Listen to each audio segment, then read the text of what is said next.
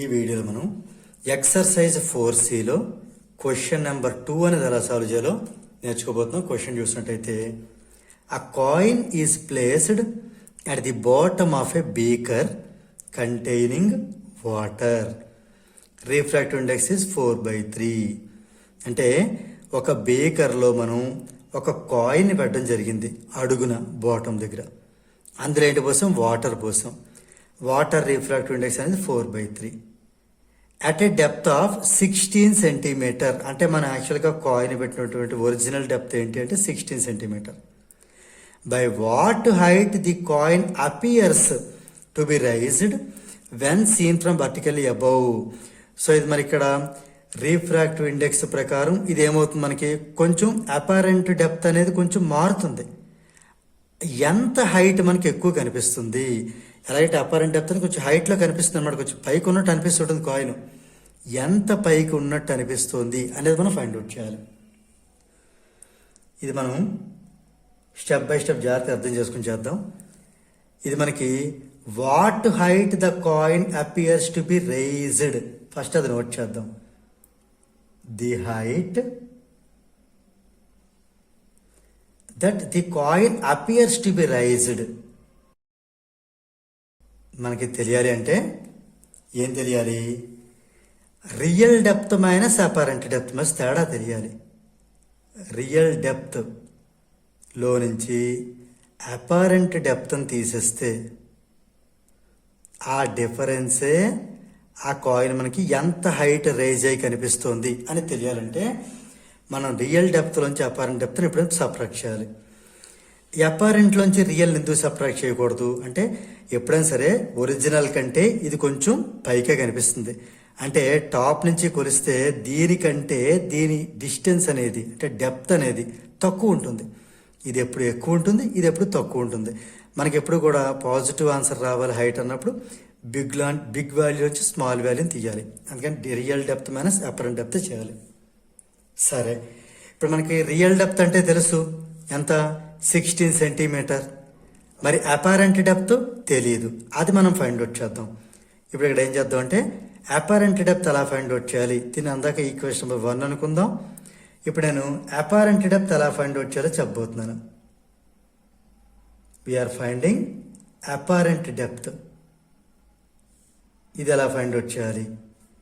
దీనికి ఎవరు హెల్ప్ తీసుకోవాలి? మనం రిఫ్రాక్టివ్ ఇండెక్స్ హెల్ప్ తీసుకోవాలి. రిఫ్రాక్టివ్ ఇండెక్స్ ఆఫ్ వాటర్, ఇంకో మీడియం ఏంటి ఇక్కడ, ఇంకేమీ లేకపోతే ఎయిర్ ఉన్నట్టే అంతే. రిఫ్రాక్టివ్ ఇండెక్స్ ఆఫ్ వాటర్ కావాలి అంటే మన ఫార్ములా తెలుసా? Real depth divided by apparent depth. Real depth divided by apparent depth.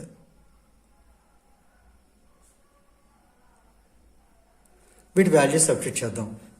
Refractive index అంతా 4/3, రైట్. రియల్ డెప్త్ అంతా 16 సెంటీమీటర్.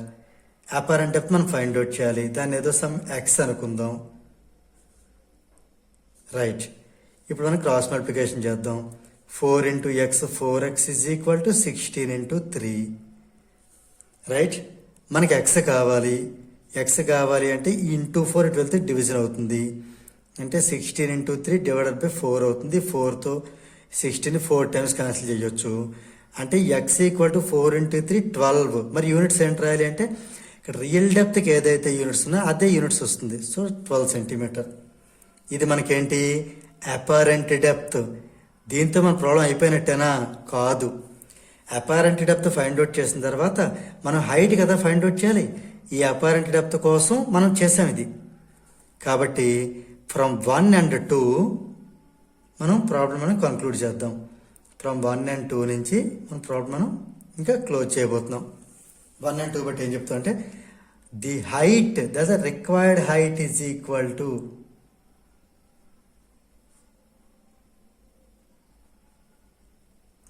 రియల్ డెప్త్లోంచి అపారెంట్ డెప్త్ మైనస్ చేయాలి. రియల్ డెప్త్ అంత మనకి 16 సెంటీమీటర్.